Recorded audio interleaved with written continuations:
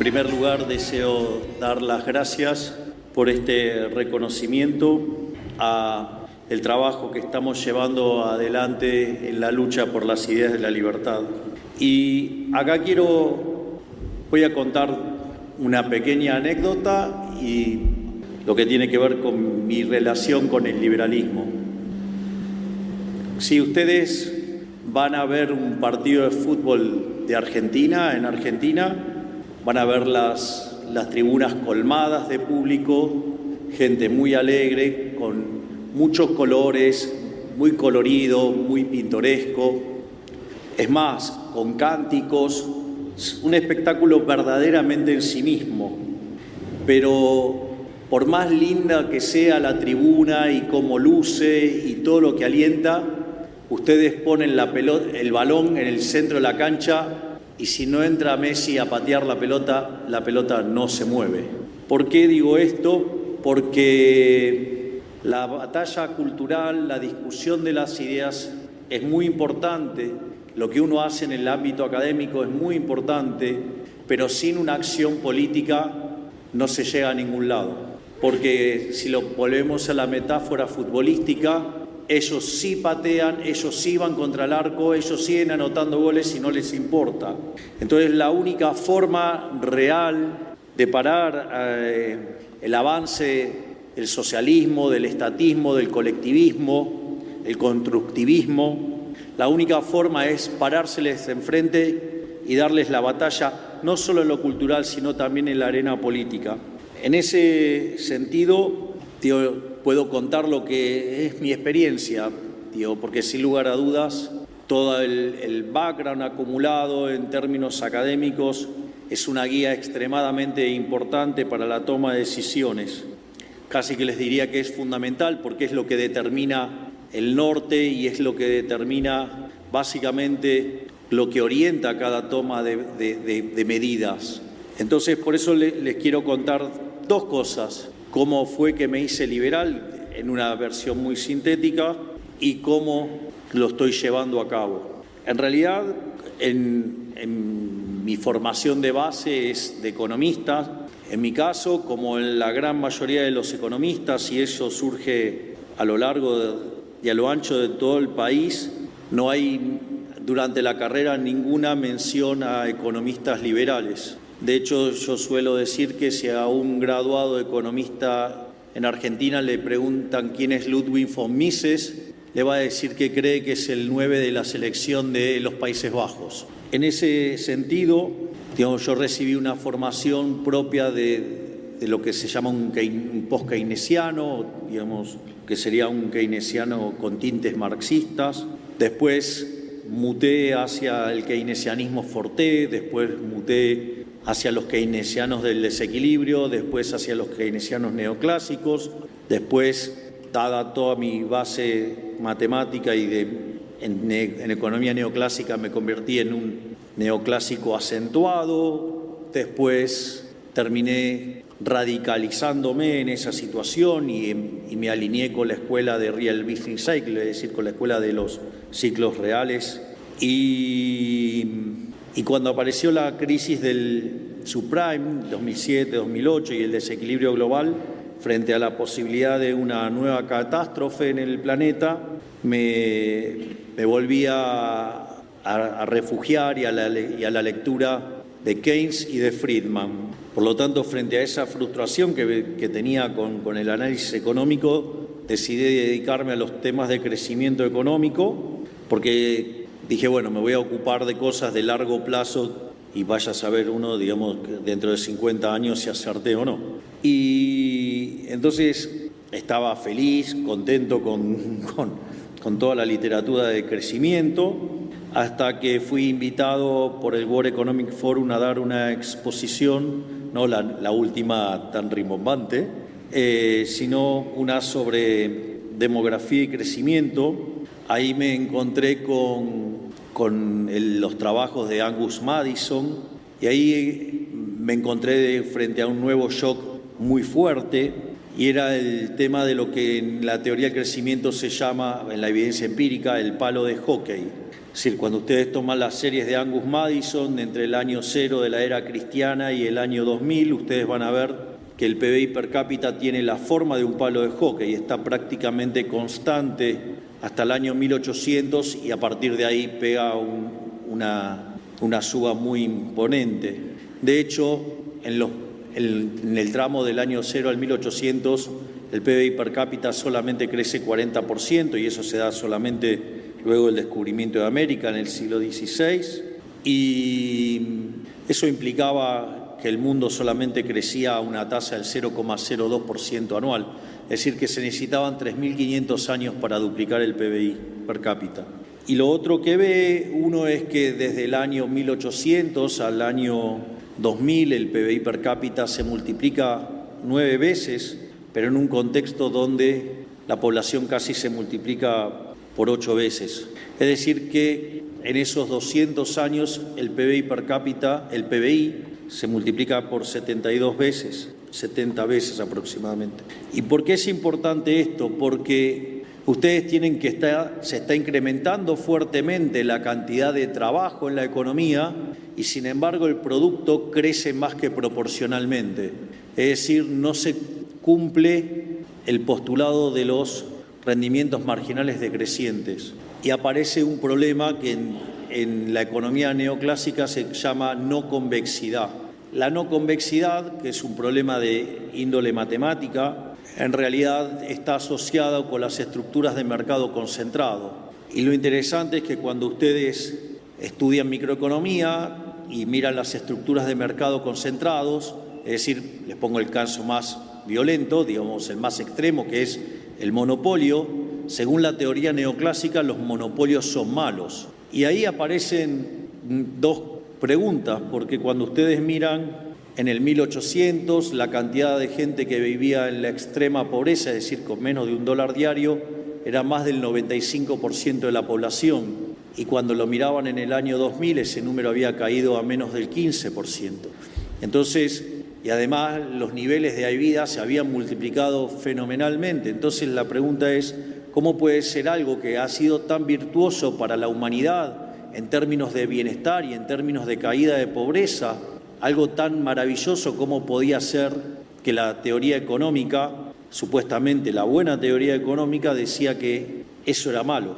Esa situación me perturbó muchísimo y eso me terminó llevando a algo maravilloso, que fue encontrarme con un artículo de Murray Newton Rothbard que se llama Monopolio y competencia. Yo recuerdo que cuando recibí ese artículo, un artículo de 140 hojas, salí a almorzar en el trabajo y me extendí y luego de 3 horas, cuando terminé de leer el artículo, dije: todo lo que enseñé de estructura de mercado durante los últimos 25 años está mal. Y ahí me convertí a la escuela austríaca. Es muy interesante lo que señala Rothbard en ese artículo, porque lo primero que uno tiene que considerar es que el planteo de la estructura de la economía neoclásica en términos de los monopolios, el primer error que comete es lo que Huxley dice la diferencia entre un buen economista y el mal economista. Es decir, son estructuras de un solo periodo y de un solo bien. Es decir, entonces ignora los efectos de equilibrio general, es decir, lo que pasa en el resto de los mercados, e ignora además la intertemporalidad. Por lo tanto, eso ya muestra que el análisis estaba viciado, que el análisis era incorrecto, que el análisis tenía graves problemas. No solo eso, sino que además ignoraba la posibilidad de sustitución. O sea, yo puedo, por decirlo de alguna manera, yo puedo tener el monopolio de producir Ferrari, soy Fiat, y entonces tengo el monopolio de producir Ferrari, pero no quiere decir que no tenga competencia contra un McLaren o contra, una Maserati o un Lamborghini. Por lo tanto, eso ya mostraba que había algunos problemas. Y por otra parte, tampoco era cierto que el monopolio tenía que ser malo, porque de hecho la definición original de monopolio, que corresponde a Lord Coke y es de donde la tomó Adam Smith, definía como monopolio aquel lugar donde el monarca o el príncipe o el señor feudal o quien fuera el representante del Estado determinaba que en el lugar donde él mandaba solamente una empresa podía vender un determinado producto. Es decir, pero claro, digo, y si eso era violentado, le caía con toda la fuerza de la ley y eso podía implicar desde mandarlo a la cárcel o enviarlo al más allá. En ese contexto lo que resultó claro es que entonces el monopolio es malo cuando es un monopolio impuesto por el Estado, no cuando hay un solo oferente. Cuando hay un solo oferente, de hecho lo dice el propio Mises, enójense con el resto de los empresarios que no están ofreciendo el producto, no con el único que está ofreciéndolo. Y esto siempre lo suelo ejemplificar con un caso donde supongamos que tengo una situación donde tengo 10 empresas que están ofreciendo teléfonos celulares. Y ahora aparece una empresa que genera un nuevo celular que es de mejor calidad a un mejor precio. Naturalmente, las 9 empresas restantes van a quebrar. Y eso no tiene nada de malo, es propio de la dinámica del capitalismo. Es decir, las quiebras son parte del capitalismo, son parte del proceso. Aparece alguien que es más eficiente y va a la quiebra. Y en ese sentido, digamos, se produce una enorme ganancia de bienestar, porque ahora ustedes tienen un mejor teléfono que es de mejor calidad, además pagaron menos dinero por eso y ese dinero que se ahorraron ahora lo pueden usar en otras cosas. Por lo tanto, además tienen una ganancia de bienestar, porque ahora además consumen más de otros bienes. Pero por otra parte también se cuestiona que el monopolista gana plata. ¿Y cuál es el problema que gana plata? Si en el fondo es un benefactor social, está, digamos, ganando plata porque le está arreglando un problema a la gente. Y en ese sentido, digo, ¿qué puede hacer con todo ese dinero que está ganando? Bueno, una de las cosas que puede hacer es gastarlo, consumirlo. Por lo tanto, digamos, genera lugares de trabajo y mejores de condiciones de vida a partir de dónde está gastando en otro lugar. Bueno, ok, ahora no lo consume, ahora lo ahorra. Bueno, si lo ahorra, eso va a financiar inversión. Entonces va a generar que se creen nuevos puestos de trabajo en otros lugares de la economía y que permita, digamos, que siga creciendo la economía. Por lo tanto, de vuelta le está haciendo bien a todo el mundo. La otra es que reinvierta en su propia empresa, pero si reinvierte en su propia empresa va a incrementar todavía más la oferta. Por lo tanto, digamos, van a tener que ofrecer todavía bienes de mejor calidad y de mejor precio, superándose a sí mismo. Y finalmente, digamos, supongamos que es un tirano y que le quiere arruinar la vida a la gente, entonces no va a hacer nada de eso y va a agarrar todo ese dinero que ganó y lo va a hundir en la tierra. Bueno, achica la cantidad de dinero dentro de la economía, los precios, el nivel de precios más bajo y reparte bienestar para todos con precios más bajos. En definitiva, cuando el monopolio surge de estas características, sería incorrecto tildarlo de monopolio o ir a buscar el problema de las no convexidades. Pero ese problema en economía está porque después del daño enorme que causó la aparición de la teoría general de Keynes y con todo el análisis económico desarmado y con la necesidad de rearmar el sistema de forma de pensar la economía como consecuencia de la destrucción que había causado el keynesianismo, ustedes podían optar entre la línea que venía de la escuela austríaca, pero que había quedado derrotada por la Gran Depresión, no porque fuera culpa de la escuela austríaca, sino, digamos, por cómo interpretaron los que interpretaron lo que pasó. Y por otro lado, ustedes tenían la línea de Walras.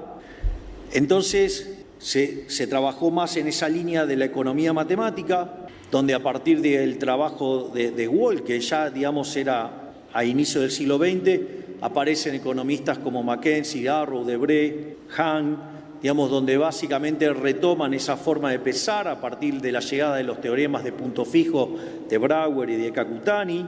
Y la realidad es que la discusión del equilibrio era una discusión sobre la existencia, la unicidad y la estabilidad. Y el problema arranca, cuando se mete en el medio del análisis el problema normativo, el análisis del bienestar, es decir, cuando meten a Pareto en el medio. Y cuando hay que elegir, digamos, para la optimalidad, ustedes se ven en el dilema de elegir entre la fábrica de alfileres de Adam Smith, que son los rendimientos crecientes, y la idea de la mano invisible. Entonces, en la construcción como está planteada en la teoría neoclásica, eso es un dilema, y entonces para retener las propiedades de bienestar, los economistas limpiaron los rendimientos crecientes, se fueron a funciones de producción con rendimientos marginales crecientes o rendimientos constantes a escala, y de esa forma lograron mantener la idea de la mano invisible como una situación de optimalidad donde todos maximizando su utilidad deriva y las empresas maximizando beneficios, eso deriva en una situación de maximización del bienestar, pero dentro de otras cosas, al matar los rendimientos crecientes, mataron el crecimiento económico y la teoría neoclásica no podía explicar el crecimiento económico y consecuentemente tuvo que recurrir sistemáticamente a parches para poder explicar el crecimiento económico. Casi les diría que es bastante entre graciosa y frustrante la situación del análisis económico en estos temas, porque cuando Robert Solow hace el testeo de un modelo con una función de producción neoclásica, el modelo lo desarrolla en el 56, en paralelo con Trevor Swan, y en el 57 lo testea. La situación es muy frustrante porque logra solamente explicar el 15% y todo lo demás era residuo de Solow. La forma en la cual se arregló todo con factores exógenos determinados a dedo, por lo tanto, todo lo que tenía para explicar la teoría lo explicaba a dedo, y ese debate quedó saldado hacia fines de los 80, con Mankiw, David, Romer y Weil, que básicamente testearon empíricamente una hipótesis levantada por Robert Lucas Jr., que a su vez estaba inspirada en algo que había hecho Usawa a inicios de los 70, impulsado por George Stigler, que era el jefe del Departamento de Economía de Chicago, cuando le dice a Solow que el problema es que no había incluido el capital humano, y ahí se desarrollan dos líneas de análisis, una la microeconómica, que es la de Gary Becker, y que me siento profundamente orgulloso porque dentro de la lista está Gary Becker. De hecho, cuando yo vivía en mi antigua casa, en el centro del living tenía un cuadro de 1,5 metros por 1 metro de Gary Becker haciendo la deducción de la ecuación de Slutsky intertemporal. Así que imagínense lo que representa para mí un activo seguidor de Gary Becker haber visto el nombre en esa placa. Y el pobre Gary Becker, aguantó, en el living de mi casa hasta que a mi querido hijito de 4 patas, Conan, lo empezaron a acompañar Murray, Milton, Robert y Lucas, que tuve que tirar las paredes y hacer algunas refacciones y no hubo lugar más para el cuadro. Pero más allá de eso, básicamente se corrigió de esa manera la literatura y la literatura sigue teniendo una corrección que desde mi punto de vista no es la mejor. Probablemente quien haya mejor interpretado este tipo de cuestiones es Paul Romer, quien ha ganado el Premio Nobel de Economía y que ha podido capturar mejor las ideas de Adam Smith y de Schumpeter para explicar el crecimiento económico y cómo, esta idea de que cada empresa, con la idea de la destrucción creativa, como crea su propio monopolio y están todo el tiempo tratando de capturar rendimientos crecientes, hacen innovaciones y se genera este proceso que Schumpeter describía como destrucción creativa y es lo que nos permite ver el fuerte crecimiento. Y este tipo de cuestiones obviamente que son importantes, casi que le diría medulares, a punto tal que con mi jefe de asesores, el doctor Demian Reidel, estamos reescribiendo gran parte de la teoría económica para poder derivar optimalidad de Pareto, tanto estática como intertemporal, teniendo funciones de producción no convexas. Es decir, que si nos termina de salir bien, probablemente me den el Nobel de Economía junto a Demian, pero eso es parte de otra historia, porque corregiría este problema del conflicto, desaparecería el conflicto entre la fábrica de alfileres y la mano invisible. Y esto, además, como vivo en Argentina y hemos padecido el drama de la inflación y el economista más importante de la historia argentina, que se llamó Miguel Sidrawski, que estudió en Chicago, su tesis fue tutoriada por Hirofumi Osawa y además era muy seguido de cerca por Milton Friedman. Una de las cosas a las que se dedicó Sidrawski fue a meterse en la discusión de la inclusión del dinero dentro de los modelos de crecimiento económico. Por lo tanto, esas dos cuestiones me llevaron a ser especialista en crecimiento económico y en dinero. Es decir, que en el fondo soy especialista en hacer crecer una economía y en terminar con la inflación.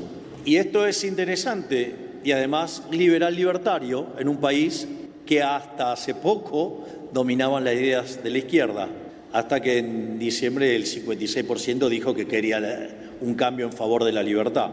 Y en ese sentido es impresionante porque Argentina, que a fines del siglo XIX estaba en el grupo de los países más ricos del planeta, al momento en que nosotros llegamos al poder, Argentina estaba 140 en el ranking, con más del 50% de pobres, con una situación donde, siendo que Argentina produce alimentos para 400 millones de seres humanos, con una presión fiscal en el sector que produce alimentos del 70%, es decir, que el Estado se lleva el alimento de 280 millones de seres humanos, en Argentina hay 5 millones de personas que no le alcanzan para comer, además con la inflación acelerándose y, digamos, al momento en que nosotros llegábamos, en la primera semana de diciembre los precios venían viajando al 1% diario, que es el equivalente al 3.700 anual. En la segunda semana se había acelerado y empezó a viajar al 7.500 anual. Cuando nosotros ya estábamos en el poder, la inflación mayorista del mes fue del 54%, que anualizada da 17.000% anual.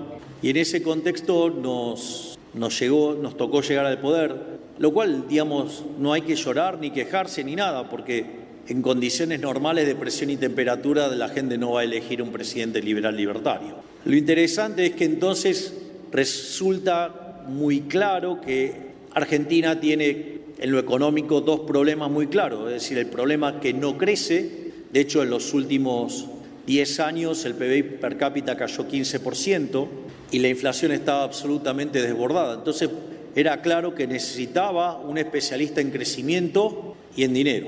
Bueno, la gente no se equivocó, el 56% eligió el especialista en crecimiento y dinero, que es mi caso. Y en ese sentido, esa conversión que yo hice al liberalismo cuando leía a Rothbard y leía a Mises y leía a Hayek, a Walter Block, a Alberto Venegas Lynch hijo, a Hans Gemma Hoppe, a Jesús Huerta de Soto, a Miguel Ancho Bastos y otros tantos gigantes de las ideas de la libertad, se volvió un elemento determinante al momento de hacer política también, porque no solo la Escuela Austríaca de Economía tiene la parte vinculada al análisis económico, sino que además incluye, al hacer todo un planteo sobre la libertad y un planteo sobre la ética y la moral de la libertad. Por eso para nosotros es muy útil siempre, cuando enfrentamos a un problema, es que siempre partimos de la definición de liberalismo. Entonces, yo suelo usar la definición de Alberto Venegas Lynch hijo, que dice que el liberalismo es el respeto irrestricto del proyecto de vida del prójimo, basado en el principio de no agresión y en defensa del derecho a la vida, a la libertad y a la propiedad, cuyas instituciones son la propiedad privada, los mercados libres de intervención estatal, la libre competencia, entendida en el sentido de Adam Smith o en el sentido de William Baumol, con la idea de los mercados disputables, ¿sí? La división del trabajo y la cooperación social, y donde solamente se puede ser exitoso sirviendo al prójimo con bienes de mejor calidad a un mejor precio. En ese contexto es una guía muy fuerte para el diseño de la política. Si ustedes buscan mis discursos en la Cámara de Diputados, una de las cosas que van a ver es que siempre me manifesté en contra del déficit fiscal. Y la principal crítica al déficit fiscal es que, sobre todas las cosas, es inmoral. Si el déficit fiscal es inmoral, porque si ustedes tienen déficit fiscal, ustedes tienen que financiarlo. Y una forma brutal y de las peores y más inmorales es utilizar la deuda, el endeudamiento. ¿Por qué? Porque la deuda son impuestos futuros. Quiere decir entonces que la fiesta de hoy, de las generaciones presentes, ustedes le están pasando el costo a las generaciones futuras, a nuestros hijos, a aquellos que no votan, a nuestros nietos y hasta gente que todavía ni siquiera ha nacido. Es decir, algo verdaderamente inmoral, una aberración. De hecho, Argentina ha utilizado frecuentemente ese mecanismo y Argentina es el máximo defaulteador serial de la historia moderna. Con lo cual eso también es una aberración, porque implica violentar el derecho de propiedad del que decidió financiar la fiesta. O sea, somos tan irresponsables que nos vamos de fiesta, pedimos prestado y después ni siquiera, digamos, terminamos devolviendo la plata, o sea, el peor de los mundos. El otro caso es que cuando se queda sin financiamiento, la política utiliza la emisión monetaria. En ese sentido, Argentina, desde la creación del Banco Central, le quitó 13 ceros a la moneda, destrozó 5 signos monetarios, tuvo 2 hiperinflaciones sin guerra. Hoy podríamos quitarle 3 ceros más a la moneda. Estuvimos al borde de una hiperinflación, la cual además le cuento que la hemos derrotado, la estamos derrotando, porque si bien la inflación mayorista del último mes fue 3,5% y eso anualizado da 50, pero recuerden que venimos de 17.000 y en la última semana la inflación de alimentos y bebidas fue del 0%, es decir, algo que no se lograba hacía 30 años. Por lo tanto, también ahora estamos derrotando la inflación, porque la inflación es un impuesto no legislado, por lo tanto es absolutamente inmoral, porque además castiga más fuerte a los que menos tienen, con lo cual es absolutamente regresivo y como si fuera poco, además distorsiona el funcionamiento del sistema de precios y por lo tanto penaliza el crecimiento, es decir, es una máquina de empobrecer. Y nosotros también estamos atacando fuertemente el déficit fiscal y la emisión monetaria. Y finalmente, otra forma que tiene el fisco para financiarse es subiendo los impuestos. Y cuando ustedes suben los impuestos es un ataque a la propiedad. De hecho, si lo llevan al límite, si los impuestos son del 100%, directamente estamos en esclavitud, con lo cual también, digamos, ahí hay otra cuestión en términos de libertad y que cuanto más grande es el Estado, menos libre se es. Y en ese sentido, fíjense que nosotros cuando llegamos al poder teníamos un déficit fiscal de 15 puntos del PBI, 5 en el Tesoro y 10 en el Banco Central. Y nuestra propuesta de campaña era una motosierra y decían que estábamos locos, que no se podía hacer, que con suerte se podía ajustar un punto del PBI y que lo del Banco Central se iba a arreglar solo. La realidad es que hicimos un ajuste fiscal en realidad en el primer mes de gestión alcanzamos el déficit cero en financiero, terminamos haciendo un ajuste de 7 puntos del PBI en el Tesoro y ahora, digamos, estamos empezando a recomponer partidas y llevamos un ajuste de 6 puntos del PBI.